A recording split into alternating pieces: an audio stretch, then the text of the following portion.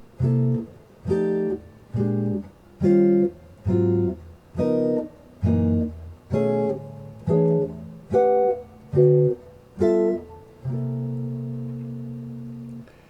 there, and welcome to this jazz guitar chords video lesson.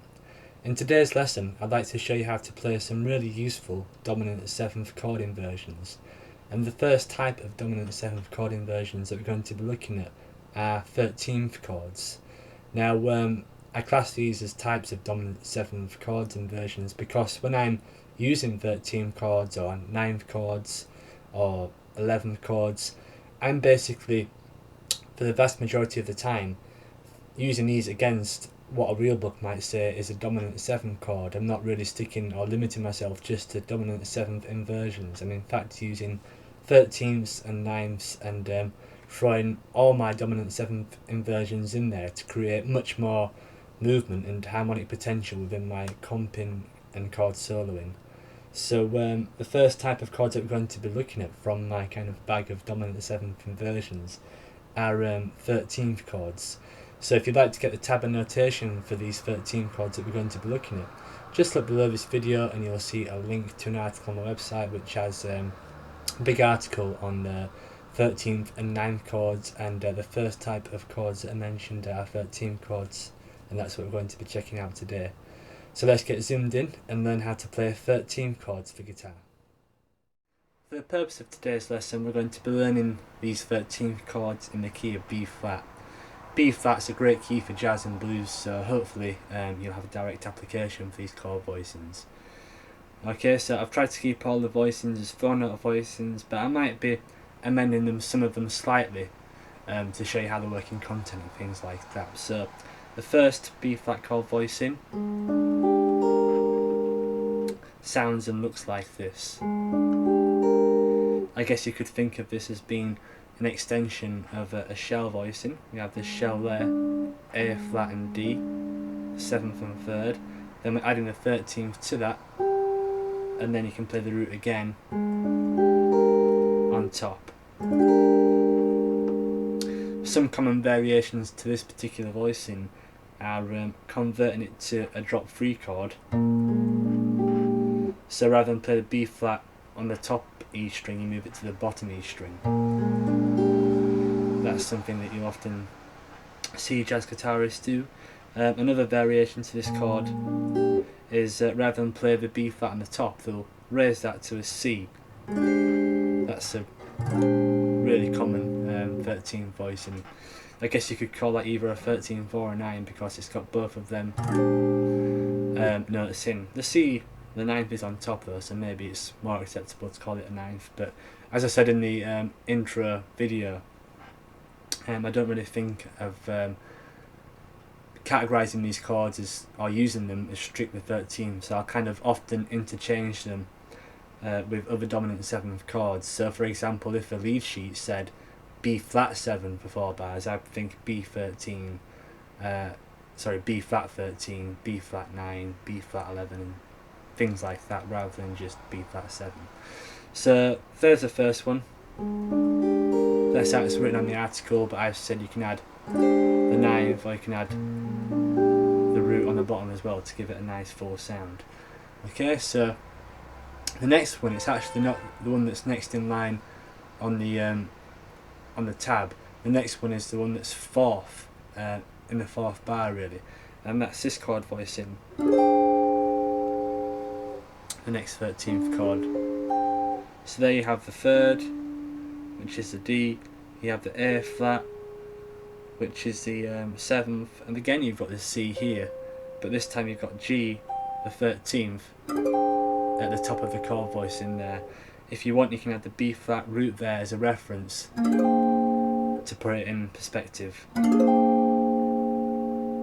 So that's your second one, a B flat 13th chord. This 13th chord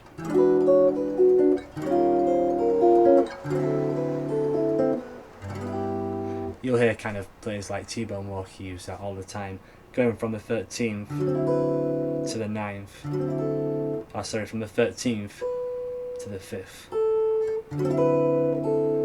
Okay, so that's one cool way that you can use that. So With these two first 13th chords that we've looked at, a B flat 13 with the root on the 6th string, and one which can have a root on the 5th string, if these are completely new to you, I would do the practice exercise that I demonstrated in the intro video, where I went round a circle of fourths. I went C13, then I went to F13, and then I went to the fourth, then another fourth, and I took these two chords all the way around the circle. When I got to this point, I just shifted up to the 12th fret to get the E13, A13, D13, G13, and then back where I started. So that's an efficient way of practicing these chords in all 12 keys, just so you played them and then made a visual connection. So that's the first two chords. The B flat 13, I guess I like to think of the root being there on the 6th string, and the next one having the root there on the 5th string. So they're probably the easiest and most common ones that, you might have come across before. So that's why I suggest you start with them two first. So the next one is this kind of chord. So we have the B flat here, the 13th, which is going to be there on the 12th fret of the G string. We're going to have the 3rd and the 12th fret of the D string, and then the A flat and the 11th fret of the A string. So that's the next chord voicing. Really cool sounding chord, and if it sounds familiar,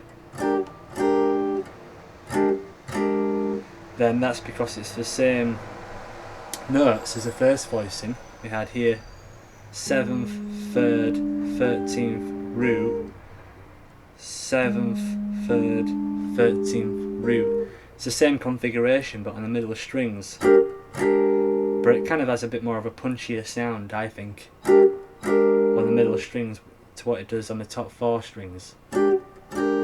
So I tend to prefer that one actually. If I'm using this one, I like to add the 9th on there really, or the root or something like that. So that's the next 13th chord. And the very last one is this one here. So we have the A flat, the 7th, the C, which is a 9th. Again, we've got another 9th in here. I can't help but adding these 9ths.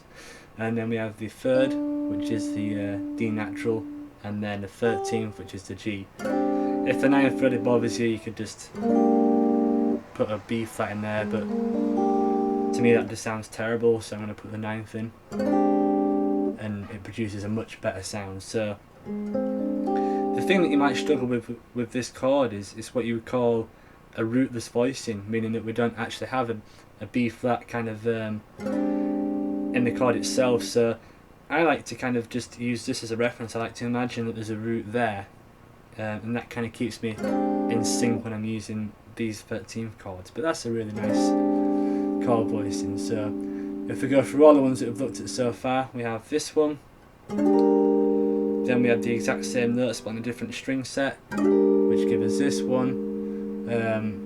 So this is more in the order of what you'll see on the website as well. I know that when I started I showed you this one, then this one and this one, but as you've had a look at them, I'm kind of going through the order in which I've written them out on the website there. So this is the first one, this is the next one, the one after that was this one, and the final one was the one up there. Okay, so with these chords, I guess they're not maybe as easy to organise and see like drop 2s are, in terms of with them you can organise them on string sets and 4 inversions on one string set, 4 inversions on another adjacent string set. But these ones are actually the ones that I use all the time and I've seen other jazz and blues guitarists use. So there probably is some other B flat 13th chords. So if you've got a nice B flat 13th voicing that I haven't mentioned, feel free to share it in the comments, post some tab for it or something like that, and it'll be fun to kind of share everyone's favourite B flat 13 chords. But these 4, hopefully 4's not too much, and these are ones that are really common and worth learning, so at least these will be a starting point anyway. The way to practice them, I've told you how to practice the first 2, but the others you can practice in different keys as well. That shouldn't be too tricky to do once you kind of see where your roots are. With this one, you can kind of see that the B flat's there, So if you had to put it in G, you'd find the G there and then form the chord around it. If you wanted to play it in D, see the D, then form the chord around it. And this other one, where you've got the imaginary root, just if you had to see it in C, find the C there first and make sure that's the highest fret that you go to. If it's E, find an E, and then I'm sure you get the idea. Thanks for watching this jazz guitar chords video lesson. I hope that you found it useful. If you did like this lesson, please click the like button below, and that would help support the channel. I'd also really appreciate it if you could subscribe to this channel as well. That way you'll get free access to all the future jazz and blues guitar lessons that I post. If you'd like to learn more about jazz chords, I've got a free 30-day jazz guitar course available on jamieholroydguitar.com, which is linked and listed below. You can check that out, and on that course I have various different types of jazz chords that we look into, like shell voicings, drop 2 chords, quartal chords, George Van Eps chords, and we'll look at chords to walking bass lines, creating chord melodies. So it's a really good kind of in-depth study of all the different jazz guitar chords that are used by jazz guitarists. So feel free to go ahead and check that out. It's listed and linked below. Anyway, that should do it for this lesson. Thank you for dropping by and checking out these 13th chords. I'll try to get the video about 9th chords posted up soon, and then we're going to look at applying both 13th and 9th chords over a jazz blues chord progression. Thanks for checking out this video, and I'll see you next time.